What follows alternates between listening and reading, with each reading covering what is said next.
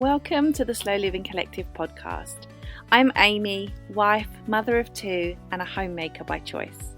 Around here, slow living isn't a trend or an aesthetic, it's a lived seasonal rhythm, and it's a gentle revolution.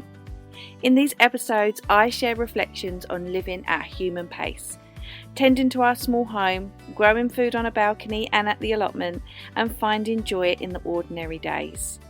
This is a space to question default, to step out of the rush and to choose a quieter, more intentional way of living.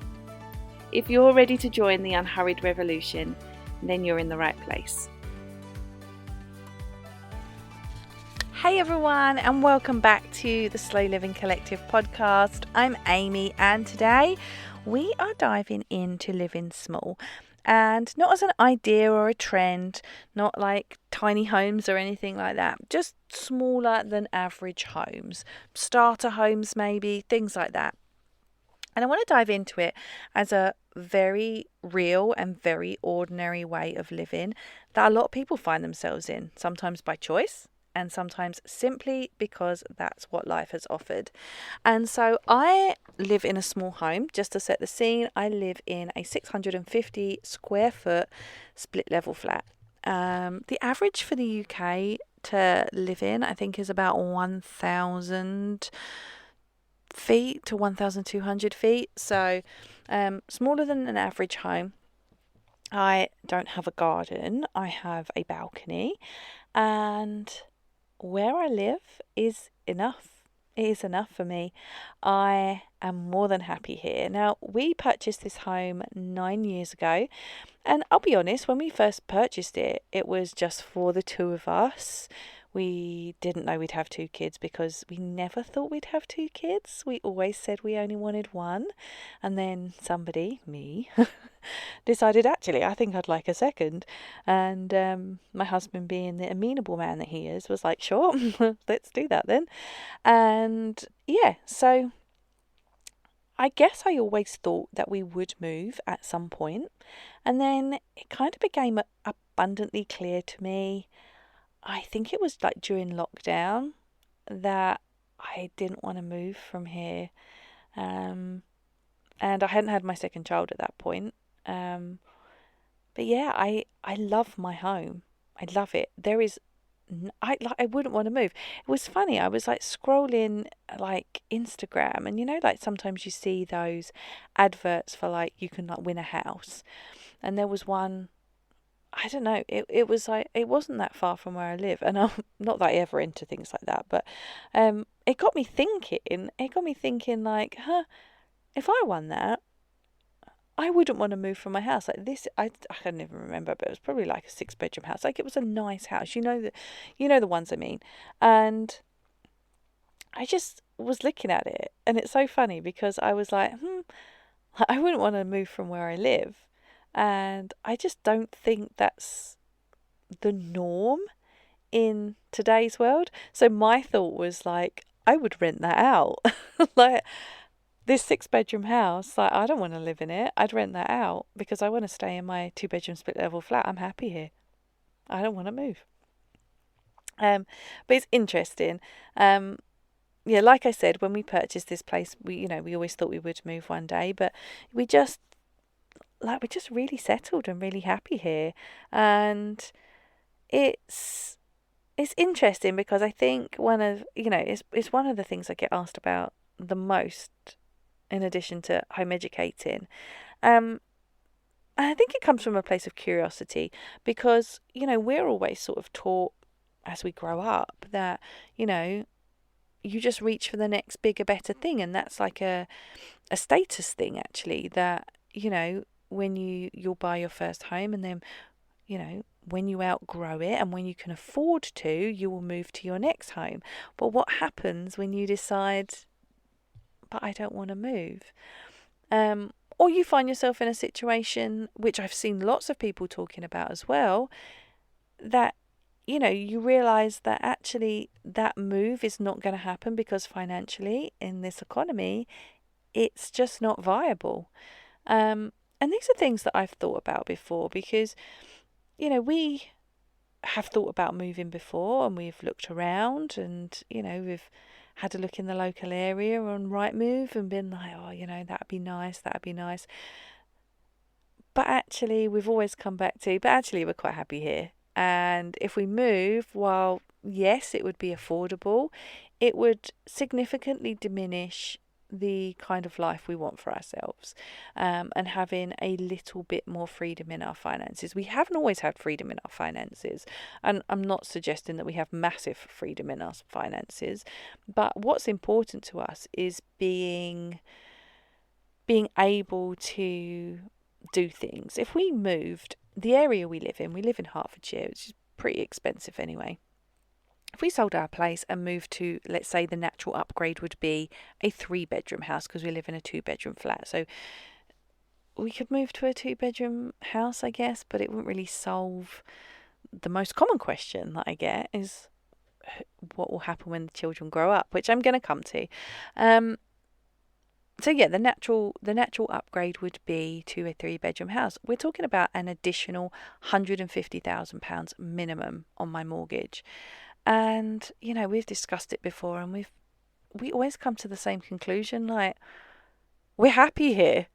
Why would we overstretch ourselves and, take away from that? And like, yeah, it's just not for us, and that's fine. If it's for you, that's fine too.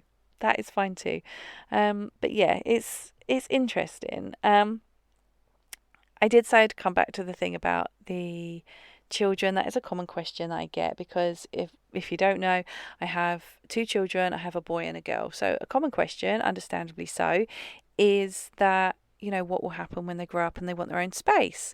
And, that's one of the things that I obviously have thought about in great detail, and I've got some ideas for when that time comes. We currently have 2 bedrooms set up, like with 2 super king size beds. We still co-sleep with the kids every night. We talk to the kids all the time about, one day when you want to have your own bedroom, we'll design it. You can have what you want. They've already picked the beds they want from IKEA, but they actually are not ready, and that's fine. I don't mind co-sleeping with them. My husband doesn't mind co-sleeping with them. We have 2 super king beds. There's plenty of room. We generally all start together, and then we divide and conquer. And it's what it is. You end up wherever you end. I always end up in my side of the bed, nice and cozy and comfortable. My husband will usually at some point move into the room next door. My daughter will follow him. And it's just me and my son left in here. Everybody sleeps well, and that's the main thing. So yeah, my thoughts are, so we have one very large bedroom. It's about 4 meters by 4 meters. It's a really good size, our main bedroom. And then our second bedroom is like quite a small room. And actually last summer we redid the second bedroom and put in the second super king bed. There's not a lot of other room in that room, but it's perfectly fine. It's got like a couple of units. It's got the super king bed. It's got enough place to get in and out. Like, it's fine. And painted it nicely. It's really nicely done and nice touches in there. And it will be a wonderful room, a wonderful bedroom for me and my husband when the kids want their own room. So we have always said, when the time comes, we'll absolutely give them the big bedroom. Like, I don't need anything, actually. I don't need a big bedroom for anything. So, I'm quite happy to do that. And the little bedroom is really cozy. I do really like it in there. Sometimes I just go and sit in there and work because I just enjoy being in there. That's how nice it is. So yeah, we will change our main bedroom, and it will be for them. Like I said, they've already picked the beds they want from IKEA. We will decorate it. We will make it a really nice space for them. And, one day, yes, they will require their own space, but the bedroom is so big. My feelings are that we will be able to divide it somehow. People do amazing stuff online. I often see people like changing rooms and, adding fake walls or using furniture as divides. Like, there is so many different things we can do, and we will get to that when the time comes. But, my kids are still really little. And yeah, they don't even want their own bedroom yet. So I think we're a while away from that. So yeah, there's no worries there. They will have what they need and when they need it. So really today I want to talk about what it's actually like to live in a small home, and I guess why it works for me, and why it doesn't need to be framed as like a temporary thing or a lesser thing in order for it to be meaningful. And I think it's because for many people, especially nowadays in this economy, the home they thought of as a starter home is quietly becoming something else. It's becoming the place where their children are raised, where work is done, where their life is just unfolding. And when that happens, I think there can be sort of like this strange sense of dissonance, as if you're meant to be somewhere bigger by now, even if your life feels full and functional exactly where you are. And, like I said, I live in a small home, and I want to be really clear about this. I don't experience this home as a compromise. It, I'm genuinely really happy here. That doesn't mean, of course, that it's always easy, and it doesn't mean there aren't any challenges, but it does mean that for me, this space supports the way that we actually want to live. And our home is small, but it's really active, and it holds a lot of stuff. It holds family life. It holds my husband's work. He works from home full time. It supports my work. I work from home but I don't work full time, but I work from home. um, it supports our home education, our rest, our creativity, mess, just our seasonal rhythms. And it's not staged or curated in here, it's just very lived in. And because it's small, it really asks us to be intentional. And that's not perfect, of course. But I just feel like living in a small home really just works for me. I don't dream of living in a bigger home, because for me, my home, it just gives my life like a very clear definition and shape. Um, and I think something that happens in a small home is there's sort of less distance between what's happening and how it's felt. And when something isn't working, you tend to notice it quite quickly, and when something needs adjusting, it generally becomes quite obvious. So I definitely don't have the luxury of ignoring things for like long stretches of time, but I don't find that pressure. I consider that sort of real time feedback, if you will. And also, I think in a small home, the systems and the way it functions, they work and matter more than aesthetics. Where things live, how we use the space, how we move through it, the things we bring in, and the things that that we don't bring in. And I'm very quick to say that a house isn't perfect and it's not always tidy. But it does mean that everything has to earn its place. And that's actually been really supportive, I think, because I think it's helped me understand my own limits a lot more clearly. There's only so much physical and mental clutter a small space can really hold before it starts to feel uncomfortable. And that feedback has taught me a lot about what I need in order to feel settled. It also taught me, I guess, that, wanting order or simplicity in a small home is not about control or anything like that. It's about ease. It makes things feel better. Because when your home is compact, any small changes you make a big impact. So, if you clear a surface, it can change how the whole room feels. And I definitely find that around like the kids' toys and stuff. And it's funny, like thinking about my living room, my entire living room is sort of dedicated to the kids' toys and play space and home education space. And, I know I've had comments on Instagram before that are like, well, your your living room is like completely your kids' stuff. And it's like, yeah, they live here too. Of course their stuff is here. They live here. But yeah, it's just funny. And I know it's just because it's not the norm, like normal life, right? I would have upgraded by now. But actually, my biggest joy is paying off my mortgage. I don't know if that's boring or whatever, but my mortgage going down and me not increasing it gives me a lot of joy.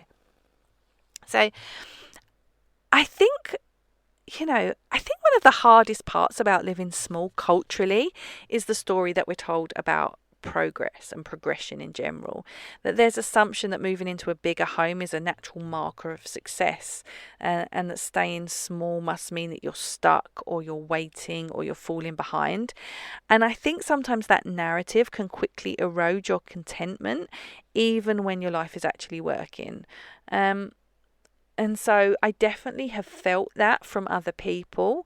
And, like there's something wrong. Like, what, can't you afford it? And like, that irks me a little because, firstly, it's nobody's business who can afford what. If you're happy, you're happy. That's enough.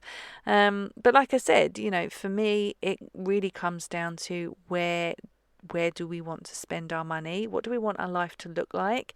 And what are we willing to compromise for a bigger home? And the compromise is just not there for us.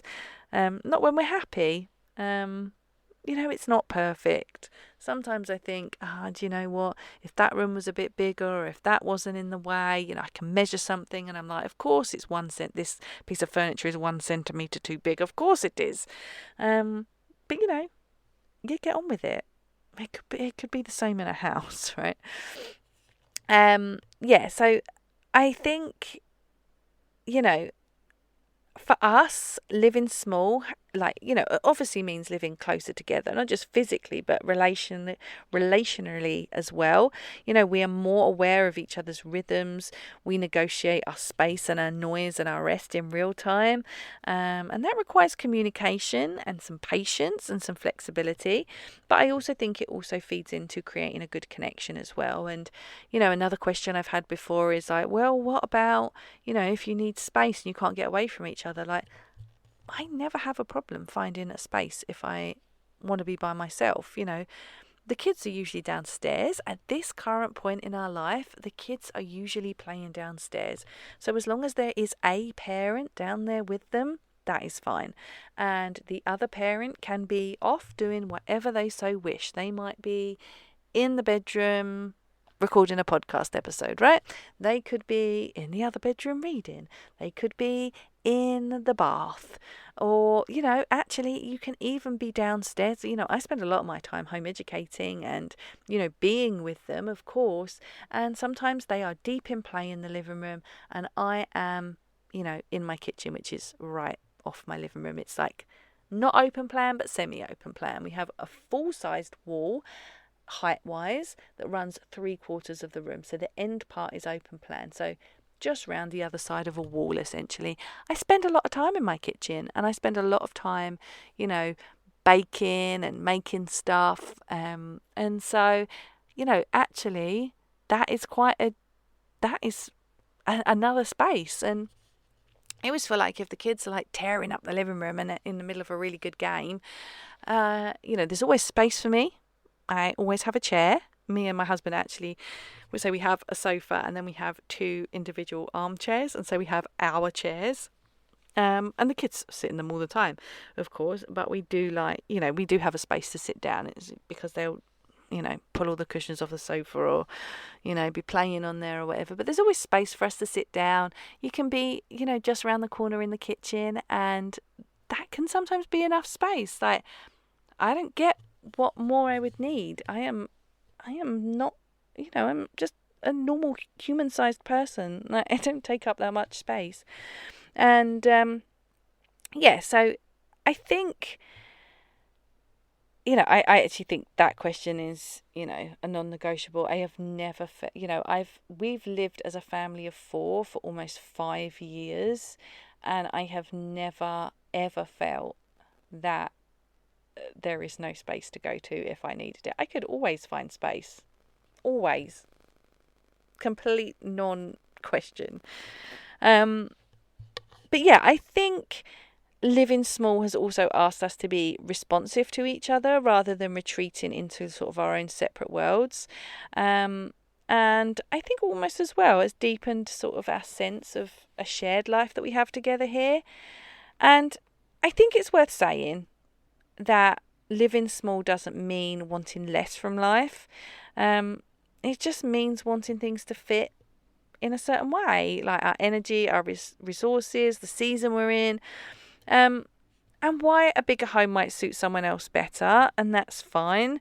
For me, this home suits the life I'm actually living and not the one I'm supposedly supposed to be aspiring to.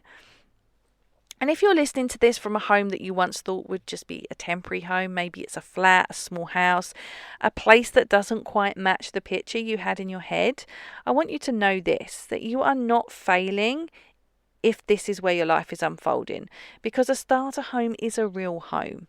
And a small home can hold a really big life. And stability doesn't have to look like expansion. You don't have to push yourself financially for any reason. You're allowed to make peace with where you are. You're allowed to arrange your life so that it works for you, even if it doesn't look like the version that you were sold. And you don't have to worry what everyone else is doing. Like, you don't know what their finances look like. Everybody on Instagram looks like they're doing well. Okay? So don't worry about what everybody else is doing. Coming from me, who's just, the little person in your earbuds, living small isn't shrinking my life. It's about living fully within a space that supports me rather than overwhelms me. And I don't need to apologize for that. So if this episode offers anything, I hope it's permission to not want less or more, but to just let your home be enough for the life that is actually happening inside it. So I hope some of that was helpful. I would love to know what you think. I would love to know if you live in a small home too. Maybe we could, form a club. But come find me over on Substack. You can find the show notes for today's episode there. I always write like a nice little blog post to go with the podcast as well. And yeah, come over, find me, leave me a message. Let me know what you think. Do you live in a big house or small house? Are you living in a van on the road? Like, that would be cool as well, although I think that might be a tiny bit too small for me. But let me know what works for you. And because the most important thing is it's what works for you. It's not what everyone else is doing. So come find me on Substack. You can find me there, theslowlivingcollective.substack.com, and then you can also find me over on Instagram at The Slow Living Collective. So I will see you in the next episode.